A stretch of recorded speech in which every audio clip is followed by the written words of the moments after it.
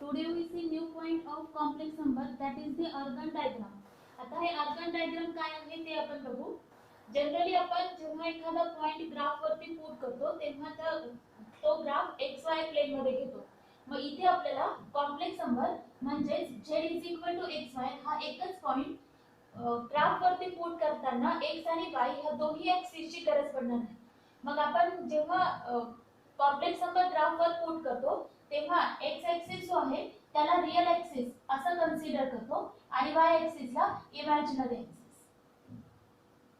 Then we put any point on this plane by considering real point, that is x on x axis and y on y axis, that is suppose x comma y. Then the process of putting the complex number in the xy plane, that process or that diagram is known as the Argand diagram. म्हणजे आपण काय करतो, जो पण complex number दिलाय तो complex number x axis आणि y axis वरती पुट करतो आणि ते जे ग्राफिकली रिप्रेझेंटेशन आहे कॉम्प्लेक्स नंबरचं त्यालाच आपण आर्गन डायग्राम म्हणतो. For example suppose there is a point z is equal to 2 + 3i. मग हा पॉइंट पुट करण्यासाठी आपण xy ऍक्सिस मध्ये 2 x ऍक्सिस वर घेऊ. Suppose this one is 2 and y axis चा 3. then this point 2 x axis वरचा y axis वरचा 3 2, 3. that is the graphical representation of complex number and is known as the Argand diagram. Or suppose there is a point z is equal to -3 -4i. कोणताही एक point असेल चारही coordinates मध्ये, then that also we can put as -3 we take on the negative x axis. म्हणजे कुठे येणार तो -3 आणि -4 म्हणजे निगेटिव्ह y ऍक्सिस वरती, that is suppose. and this point -3, -4, that is our complex number and this representation is known as the Argand diagram. आता आपण बघू ह्या Argand diagram वरून आपल्याला मॉड्युलस आणि एम्प्लिट्यूड कसा फाइंड करायचा. Now what is modulus of complex number, that we see in xy plane when we take a point x, y, then when that point is joined with origin, then the distance from origin to that point, that distance is known as the modulus of complex number. म्हणजे कोणत्याही पॉइंटचा origin पासूनचा मोजलेला distance म्हणजेच modulus of complex number and that we denoted by mod z or simply r. आपण ते mod z किंवा r ने denote करतो. आणि हे कसं फाइंड करतो, when we take a perpendicular from the point on x axis, then we get a perpendicular triangle, right angle triangle, and by Pythagoras theorem we can find the distance, that is modulus of z, that is equal to root under x square plus y square. by Pythagoras theorem आपण ह्याला prove करू शकतो. हा right angle triangle आहे, हे y axis y चा parallel आहे आणि हा x ऍक्सिस. मग पायथागोरस थेरमनी आपल्याला हायपोटेनियस म्हणजे modulus, that is equal to root under x square plus y square असे लिहितो. मग हा पॉइंट तुम्ही सेकंड क्वाड्रंट मध्ये दिला, थर्ड मध्ये असेल किंवा फोर्थ मध्ये असेल तरीही स्क्वेअर केल्यामुळे हे डिस्टन्स जे आहे ते पॉझिटिव्हच असणार आहे, कारण हे डिस्टन्स आहे, डिस्टन्स निगेटिव्ह असणार नाही. म्हणून कोणत्याही क्वाड्रंट मध्ये जरी पॉइंट असला तरी आपला फॉर्म्युला सेमच असणार आहे, mod z is equal to root under x square plus y square, that is the modulus of z and that is also denoted by r. For example, suppose when we take a point z is equal to -2 + 3i and when we have to find modulus of that, then we take this point -2 on the negative x axis and 3 on the positive x axis. Suppose this one -2, 3. Then distance from origin of that point we can calculate simply by writing the formula root under x square, x means -2 and y square means 3 square, that is equal to 4 plus 9 root under 13, means modulus of that -2 plus 3, modulus of that z is equal to root 13. Now we see what is amplitude or argument of complex number. म्हणजे जर एखाद्या पॉइंटचा amplitude किंवा argument काढायचा असेल तर आपल्याला त्या पॉइंटने positive x axis सोबत केलेला अँगल कॅल्क्युलेट करायचा. That angle we denoted by or we measure by amplitude or argument. For example, suppose this one is our y axis and z x axis and our point is x comma y. When we join this point with origin, then the distance of this point is the modulus that we see, and now the line when make angle theta with the positive x axis, then that angle is known as the amplitude. म्हणजे एखाद्या पॉइंटने positive x axis सोबत केलेला angle म्हणजेच आपल्याला amplitude किंवा argument म्हणता येईल. Positive x axis सोबत केलेला अँगल. मग आता बघा, जर हा पॉइंट निगेटिव्ह एक्स एक्सिस वर असेल, सेकंड क्वाड्रंट मध्ये असेल, that is then also we have to calculate the angle made with positive x axis, that is known as the amplitude. म्हणजे याचा अर्थ जेव्हा एम्प्लिट्यूड कॅल्क्युलेट करतो तेव्हा तो कोणत्या क्वाड्रंट मध्ये आहे त्याच्यानुसार आपल्याला अँगलची व्हॅल्यू चेंज करावी लागेल. ती प्रत्येक क्वाड्रंट मध्ये सारखी असणार नाही. मग आता बघू आपण फर्स्ट, सेकंड, थर्ड आणि फोर्थ क्वाड्रंट मध्ये एम्प्लिट्यूड आपल्याला कसा फाइंड करायचा. बाय युजिंग पायथागोरस थेरम और by using our triangle law. Suppose this one is the right angle triangle, this is our 90 degree, then tan theta is equal to y upon x, and then we write theta is equal to tan inverse y upon x. That one is our original formula when the point is in the first quadrant. But when the point is second quadrant, then we have to calculate that theta by writing. आता हे पूर्ण 180 आहे, 180 आहे. 180 मधून जर आपण हा छोटा अँगल मायनस केला तर आपल्याला थीटा मिळेल. म्हणजेच आपण थीटा इज इक्वल टू लिहिणार pi by 2 minus tan inverse y by x. आता इथे y किंवा x निगेटिव्ह असणार आहे म्हणून आपण मॉड घेणार. म्हणजे जरी y ची व्हॅल्यू किंवा x ची व्हॅल्यू निगेटिव्ह असेल तरी आपण तिथे पॉझिटिव्ह कन्सिडर करणार.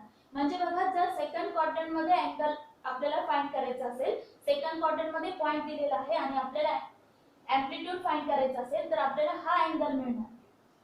पण आपल्याला पाहिजे पॉझिटिव्ह एक्स एक्सिस सोबतचा, म्हणून आपण हा अँगल 90 मधून मायनस करतोय. 180 मधून मायनस करतोय, 180 दॅट इज पाय.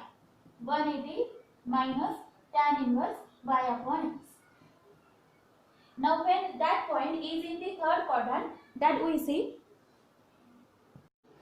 in the third quadrant means suppose this is our point, we join with origin, then we get a right angle triangle here and we have to find the angle made with positive x axis. म्हणजे हा पूर्ण angle आपल्याला find करायचा.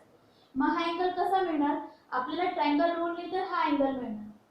मग हा angle जर आपण 180 मध्ये प्लस केला तर आपल्याला हा पूर्ण अँगल मिळेल. म्हणजेच याचा अर्थ जर हा कॉम्प्लेक्स नंबर थर्ड क्वाड्रंट मध्ये असेल तर थीटा इज इक्वल टू आपल्याला घ्यायचंय 180 plus tan inverse y upon x, और 180 मीन्स पाय plus tan inverse y upon x.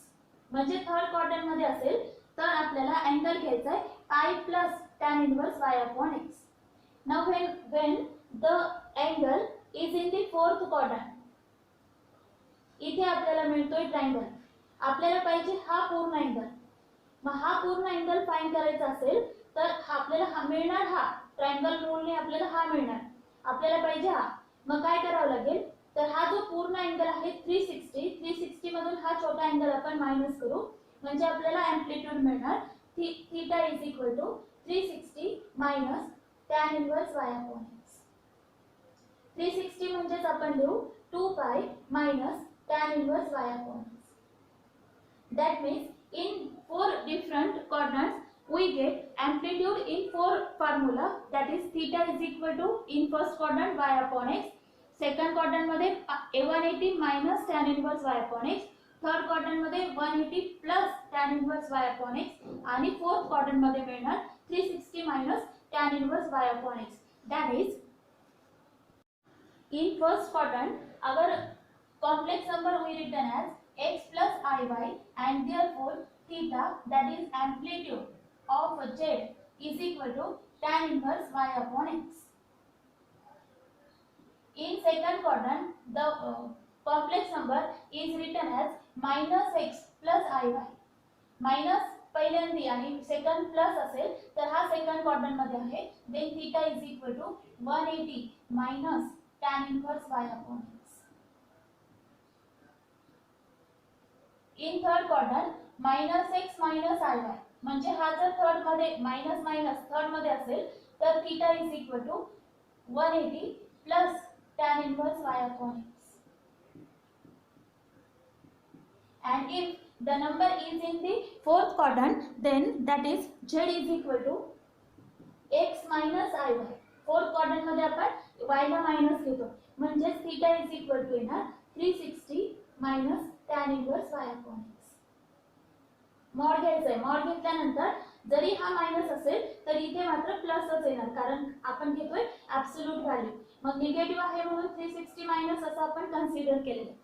पुन्हा बघू आपण. जर फर्स्ट क्वाड्रंट मध्ये असेल तर x आणि y दोन्ही पण प्लस असेल. That one is in the first quadrant. Theta is equal to tan inverse y upon x.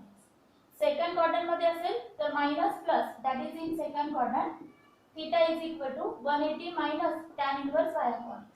In third quadrant both are negative, then we write in third quadrant and the formula of amplitude is theta is equal to 180 plus tan inverse y upon x. In the fourth quadrant only y is negative, therefore then our theta is equal to amplitude is equal to 360 minus tan inverse y upon x. मग आता बघू आपण how to find modulus and amplitude त्याच्यावरचे काही examples.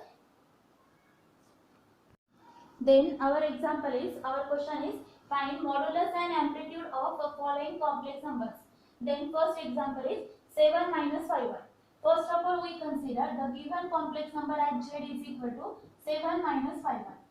Then we see that point is in which quadrant. आता हा plus आणि हा मायनस म्हणजेच हा फोर्थ क्वाड्रंट मध्ये आहे.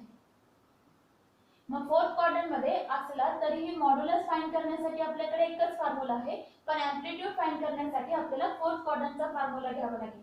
Then first of all we write x is equal to 7 and y is equal to -1. Then modulus of z that is equal to root under x square plus y square. Root under 7 square plus -5 square. That is equal to 49 plus 25. And the addition of that is 74. आता root of 74 चा square root आपल्याला find करता येणार नाही. Therefore the answer of that modulus is root under 74. आता आपल्याला find करायचे amplitude आणि amplitude साठी मग आपण फॉर्म्युला लिहू fourth क्वाड्रंटचा. that is theta is equal to 360 minus tan inverse y upon x. 360 as it is 2 पाय लिहिलं तरी चालेल. tan इनवर्स y ची व्हॅल्यू आहे -5 आणि x ची व्हॅल्यू आहे 7. पण इथे मॉड असल्यामुळे आपण लिहिणार 360 मायनस tan इनवर्स 5/7. निगेटिव्ह आपण काढून टाकला. मग आता 5/7 ही काय स्टँडर्ड व्हॅल्यू नाही त्याच्यामुळे आपल्याला हा अँगल फाइंड करता येणार नाही. Only we write theta is equal to 360 minus tan inverse 5/7. Second example is √3 plus √2i.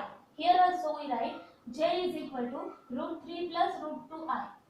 आता इथे दोन्ही पण पॉझिटिव्ह आहेत म्हणजे हा कॉम्प्लेक्स नंबर फर्स्ट क्वाड्रंट मध्ये.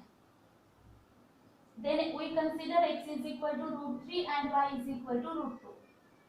Then modulus mod z is equal to root under x square plus y square. That is root under √3 bracket square plus √2 bracket square. मग √3 square म्हणजे 3 येणार आणि √2 चा स्क्वेअर 2. √3 plus 2 is 5 म्हणजेच mod of z is equal to √5. आता आपण घेऊ amplitude. First quadrant मध्ये एम्प्लिट्यूड चा फॉर्म्युला आहे theta is equal to tan inverse y upon x. That is equal to tan inverse y is √2 and x is √3. हे दोन्ही route division मध्ये आपण एकत्र करू शकतो म्हणजेच tan inverse √2/3 is the amplitude of complex number. Now the third example is z is equal to -3 in bracket 1 minus I. पण आता इथे आधी आपल्याला -3 ब्रॅकेटला मल्टिप्लाय करावं लागेल. That is -3 plus 3i. Now the point is minus plus म्हणजे x minus आहे आणि y प्लस आहे. That means that is in second quadrant. Then we consider x is equal to -3 and y is equal to 3. Therefore, our modulus is equal to root under x square means -3 square plus y square is 3 square. -3 square is 9 plus 3 square is 9. 9 plus 9 root 18. Or we can also written as root under 9 into 2. म्हणजेच आपल्याला 3 root 2 असंही याला लिहिता येईल. 3 root 2. Now amplitude that is theta is equal to second quadrant मध्ये आहे. मग second quadrant मध्ये एम्प्लिट्यूडचा फॉर्म्युला आहे 180 minus tan inverse y upon x. 180 minus tan inverse y, that is 3, and x is -3. But there is a modulus, therefore we take a positive 3 upon 3, that is 1. आता हा 1 जो आहे तो standard angle आहे म्हणजेच कोणत्या अँगलची व्हॅल्यू आहे 45. That means here we write 180 minus 45. मग 180 minus 45 that is equal to 135 degree. Means here amplitude of the given complex number is 135 degree. Next example is 1 plus 2i bracket square into 1 minus I. मग आता इथे आपण आधी लिहू z is equal to 1 plus 2i bracket square into 1 minus I. आता हा standard form मध्ये complex number नाही. आपल्याला स्टँडर्ड फॉर्म म्हणजे फक्त रियल आणि इमॅजिनरी असं पाहिजे. मग आपण ह्याला सिम्प्लिफाय करू. First we take square of this bracket by using the formula a plus b bracket square means we get here 1 plus 4i plus 4i square. A square plus 2ab plus b square 1 minus I as it is equal to 1 plus 4i. This one is I square, we write minus. 1 minus 4 is -3 plus 4i 1 minus I. आता आपण ह्या दोन ब्रॅकेटचं multiplication घेऊ. That is -3 into 1 minus I plus 4i into 1 minus I. That is equal to -3 plus 3i 4i into 1 4i minus 4i square is equal to -3 3i plus 4i 7i and minus this one is I square, that is plus. Means here z is equal to -3 plus 4 is 1 plus 7i. Means in the first quadrant where x equal to 1 and y is equal to 7. Now we can easily find modulus and amplitude. म्हणजे कोणत्याही complex नंबरचा modulus आणि amplitude काढायचा असेल तर तो number x plus iy च्या form मध्ये आपल्याला एक्सप्रेस करावा लागेल. Then modulus of z that is equal to root under x square plus y square. Means root under 1 plus 7 square. 1 square plus 7 square is 1 plus 49. That is equal to root of 50. And theta is equal to first quadrant मध्ये आपण लिहितो direct tan inverse y upon x. That is equal to tan inverse 7. Y ची value 7, x ची value 1. 7 upon 1 7. Means modulus and amplitude of the given complex numbers are root 50 and tan inverse 7.